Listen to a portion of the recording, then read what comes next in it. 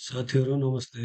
आज म यहाँ गुगल एकाउन्ट कसरी बनाउने भन्ने भिडियो लिएर प्रस्तुत भएको छु। सर्वप्रथम मोबाइलको प्ले स्टोरमा जानुहोस्। त्यसपछि यो यस्तो इन्टरफेस आउँछ। यसमा साइन इन गर्नुहोस्। साइन इन गरिसकेपछि अब यस्तो इन्टरफेस आउँछ। यसमा चाहिँ त्यो आइडी नहाल्नुहोस्, तलको क्रिएट एकाउन्टमा जानुहोस्। क्रिएट एकाउन्टमा गइसकेपछि त्यसमा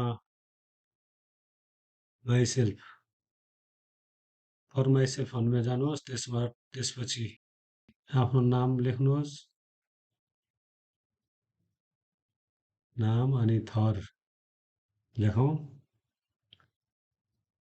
त्यसपछि नेक्स्ट गर्नुहोस्।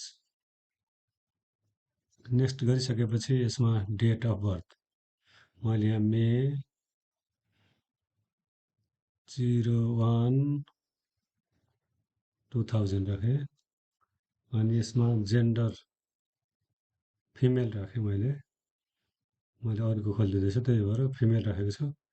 त्यसै गरी यसमा चाहिँ तपाईँले आफ्नो एउटा आइडी क्रिएट गर्नुहोस्। मैले यहाँ लेखेको छु है। अब लेखेँ मैले सनम,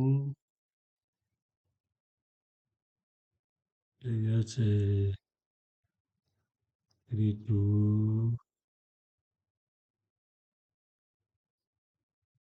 वान ओके। नेक्स्ट। त्यसपछि यहाँ पासवर्ड राख्नुहोस्, अलि स्ट्रङ पासवर्ड राख्नु होला। मैले यो राखेँ। यसमा एउटा क्यापिटल लेटर, एउटा अङ्क, एउटा चिन्ह राख्नुभयो भने अलि स्ट्रङ हुन्छ पासवर्ड।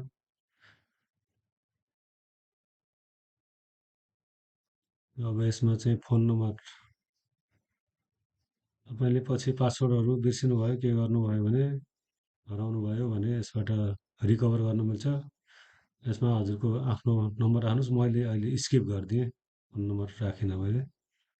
अब हाम्रो एकाउन्ट चाहिँ क्रिएट भएर रेडी भएको छ। अब यसलाई हामीले गुगल प्ले स्टोरमा युज गर्न सक्छौँ।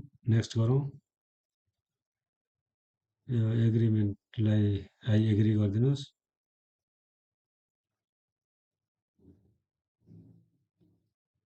त्यसपछि हाम्रो यहाँ गुगलका विभिन्न टर्म्सहरू देखाएको छ। यसलाई चाहिँ हामीले मोर गरेर ओके गरिदिउँ, एक्सेप्ट गरिदिउँ। ल अब चाहिँ हाम्रो गुगल प्ले स्टोरमा जिमेल आइडी क्रिएट भइसकेको छ। अब यसबाट हामीले जुनसुकै एप पनि युज गर्न सक्छौँ। आफूले चाहेको एप युज गरेर यसबाट डाउनलोड गरेर युज गर्न सक्छौँ। जस्तो कि फेसबुकहरू, टिकटक, भाइबर, विभिन्न किसिमका गेमहरू, फ्री फायर, पबजी, सबै किसिमका गेमहरू हामीले यसबाट डाउनलोड गरेर युज गर्न सक्छौँ। हस्त साथीहरू, धन्यवाद। आजको भिडियो यति नै। फेरि अर्को भिडियो लिएर छिट्टै प्रस्तुत हुनेछु। धन्यवाद।